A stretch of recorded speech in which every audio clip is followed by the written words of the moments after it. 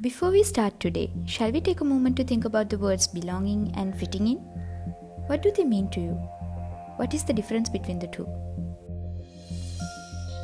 When the same questions were asked from the 8th grades for a research conducted by Brene, a researcher, storyteller, and my favorite author, one group said, belonging is being somewhere where you want to be and they want you.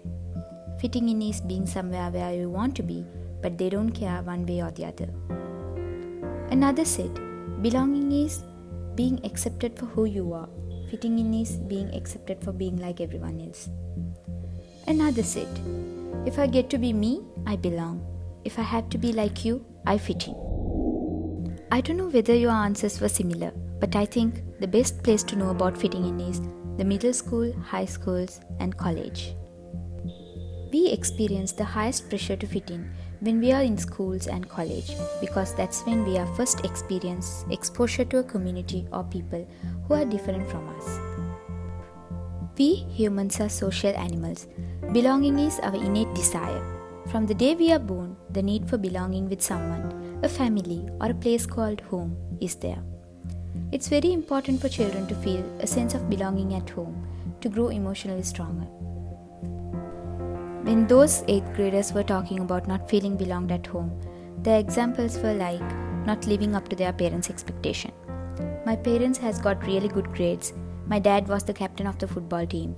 My mom was the cheerleader, and that's not just my thing, and I'm not very popular, and it's really hard for my parents. Or I'm an athlete and my parents said only dumb kids are athletes. Or my parents don't pay attention to my life, etc. Assessing all these, Brene says the biggest barrier to belonging at home are the parents who think cool is important.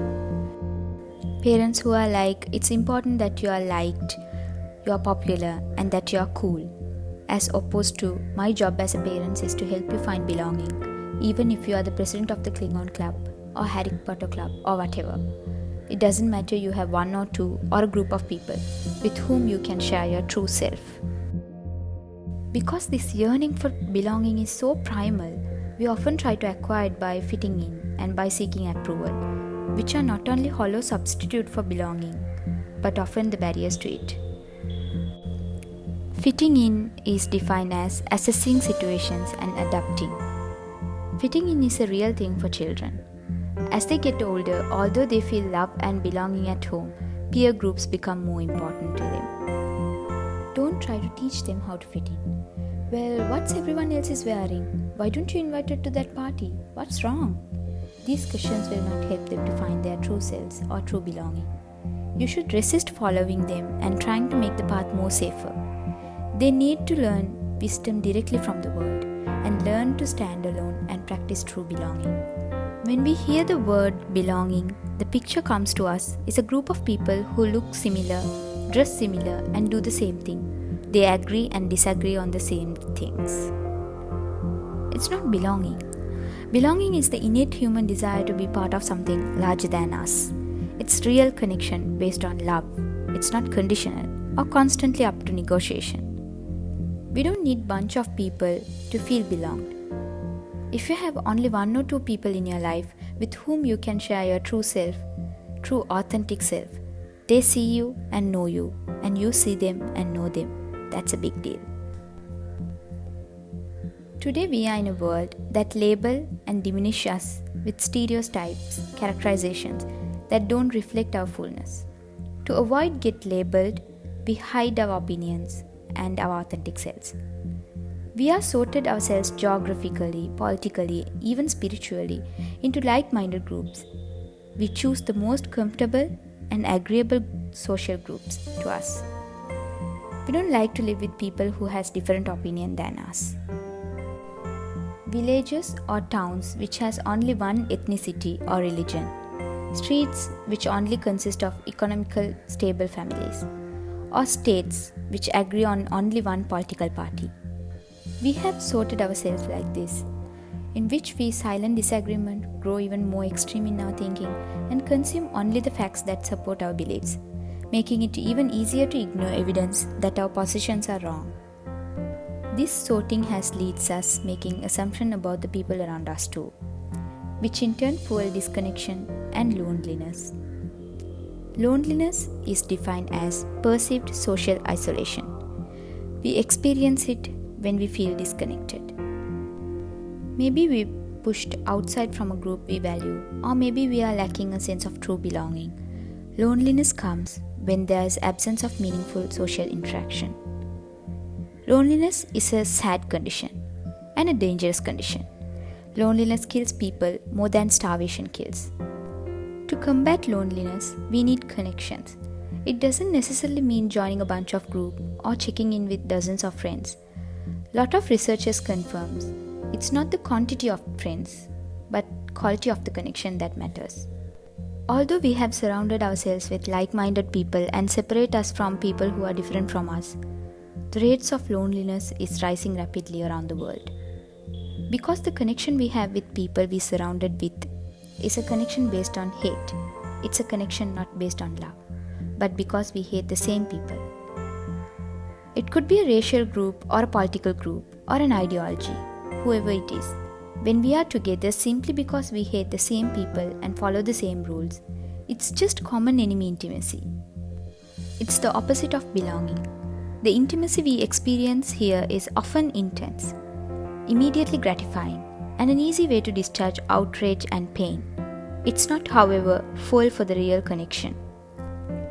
It's fuel that runs hot, burns fast, and leaves a trail of polluted emotions. And if we live with any level of self-awareness, it's also the kind of intimacy that can leave us with the intense regrets of an integrity hangover. Did I really participate in that? Is that moving us forward? Am I engaging in quite literally the exact same behavior that I find loathsome in others? And also, now people have no tolerance for variance. True belonging gives you a place to disagree with others.